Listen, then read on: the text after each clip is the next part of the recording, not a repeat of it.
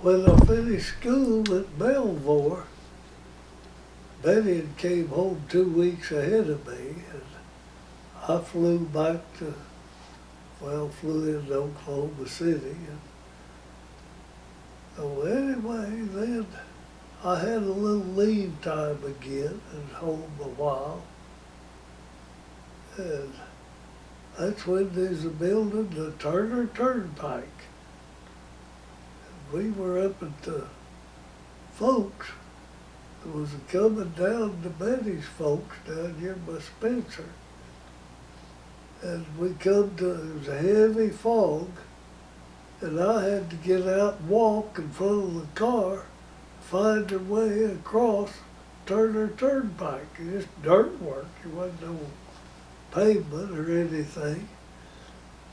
I mean, it was a chore to find our way through there.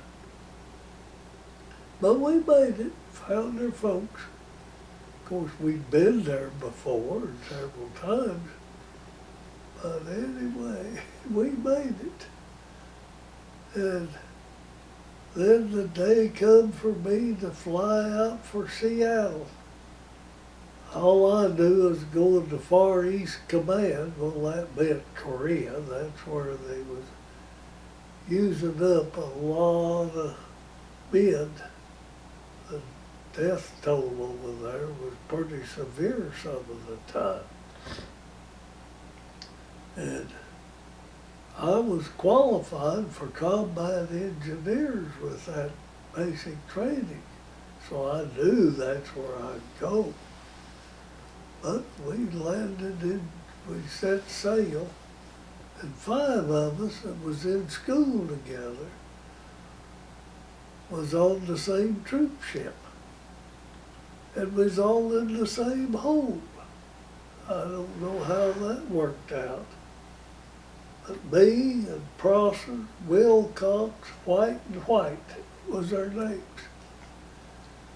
And White and White went to the 44th Engineering Construction Battalion of our, I was in the 79th Engineer Group.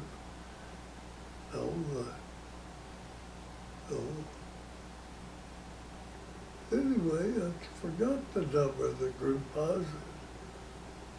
79th Engineer Construction Battalion, Headquarters Company. Prosser was with me. White went to the 62nd Battalion. In our group, it was the 24th Engineer Construction Group. And there was 3 battalions in that group. I don't remember the other number. Anyway, we were landed at Incheon, and we offloaded into landing barges. Just cadre there, sailors, on every turn in from the hold to the barge and come up. We had to come up several flights, and then across the deck and down a bunch of long steps to steel little island, a half acre, I suppose. Run across that into a landing barge. You had your M1 rifle and your duffel bag and a backpack. You didn't have anything, and you had your mess gear and that, and your pistol belt with your bandoliers or deals on there, and a medical kit and things you need, your steel pot. They'd issue this in Japan. And just hollered, run, run, run. And that LST landing craft had its front let down on that steel island, and just tanks afloat. And just packed you in there, just as all the men they could get in it. And that operator had them old Detroit two-cycle diesel engines. Oh, they had no mufflers on it, and roared back around and head to shore.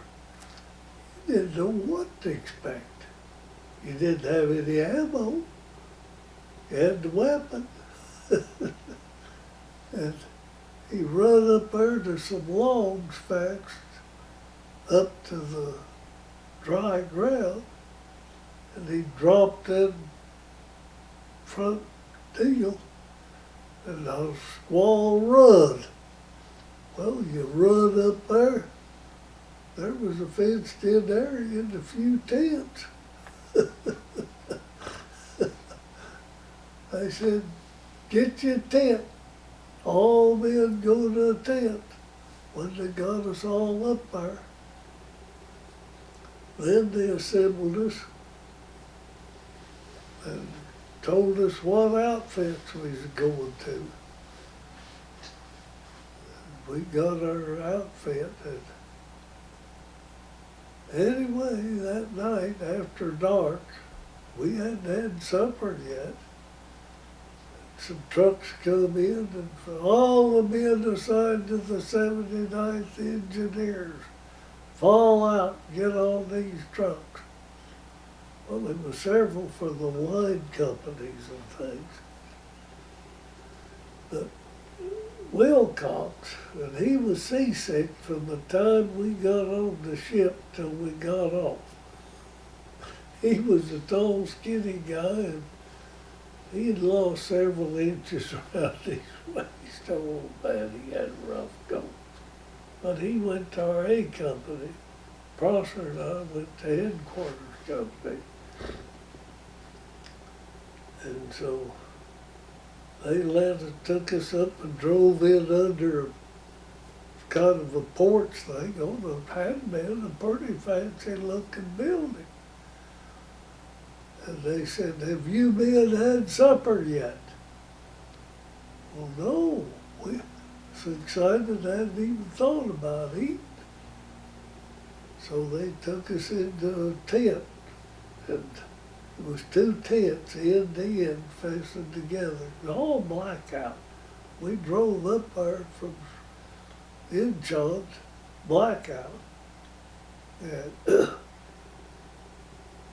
everything fixed, no lights, just real dim light, and we stacked our gear, and remember just where you put it, in an empty tent. But we went on into the other tent there was the cooks, and they had tables set up, and you had your mess gear. They served us a pretty decent supper, I think, the way I remember it. But then you had a place to wash your gear.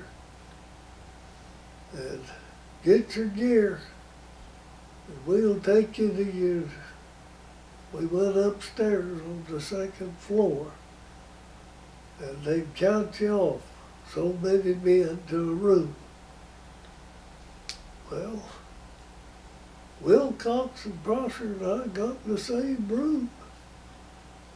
And no lights, no smoking, no lights whatsoever. You're on the second floor, and there wasn't no windows on the north. And this was the 3rd day of October. A little cool. And so we each one finally found your own bunk, feeling around. It was dark in there.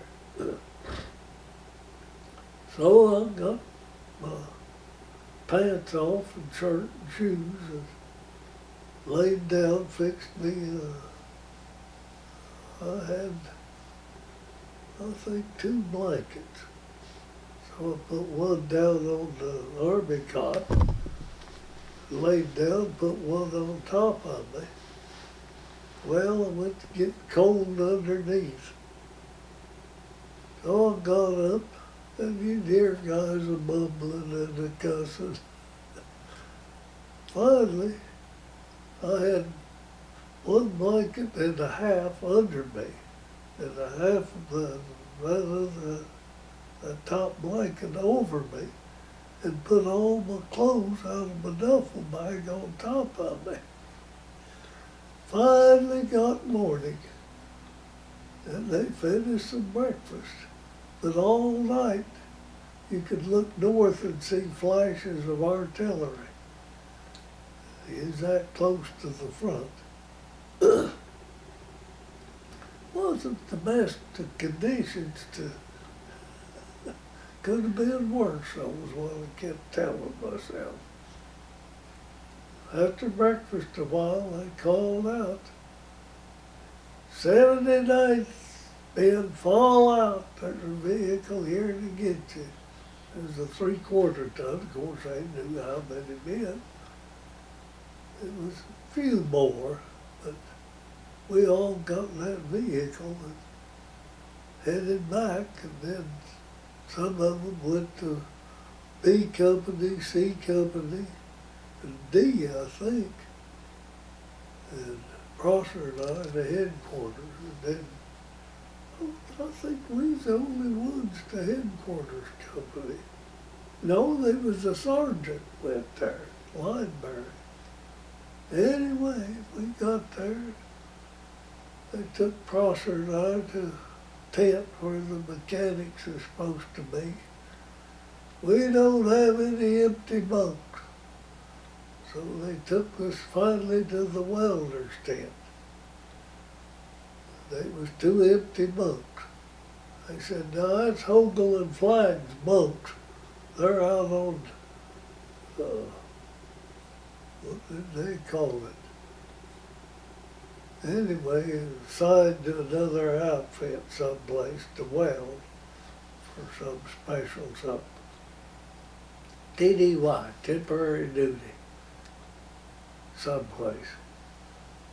So we settled in, and there's one guy in there, Gardner, give us an awful hard time. Him and Flagg and Hogle were good friends, and he didn't want us in there. But wasn't long till him and me was good buddies. Hogle and Flagg come back, and Gardner gave him to understand they had to go someplace else. We was a stand. So we stayed in that tent. But I went mechanicking, doing whatever needed to be done, and Prosser, he was working, making pretty good hand. And then they just doing a week or two. One morning at formation, they said, we've got a foundation down there in the motor pool, and we've got issued the lumber to build us a maintenance shop. We need to know if there's a carpenter, anybody's had enough carpenter experience to build that. Of course, they was expecting one of the older hands to volunteer. So I went down and looked around that day. Well, I was in the motor pool. I looked at that foundation, looked the situation over. Well, I believe I could do that. I'd worked with Willard White and Carpenter some, helped remodel the folks' house. I'd helped build a barn or two or shed. And so I went and talked to the maintenance warrant officer, Baranack. I said, sir, I think I could build that shop. Oh, he said, I've got to have some rank there.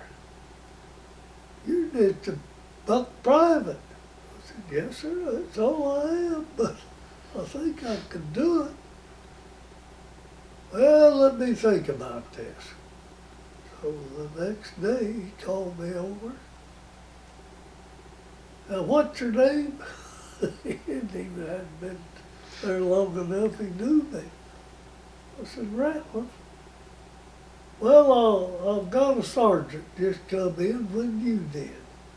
Sergeant first class. I'll put him over there with you to have some rank. So really, I had to be a sergeant first class under me. And Prosser, he signed him.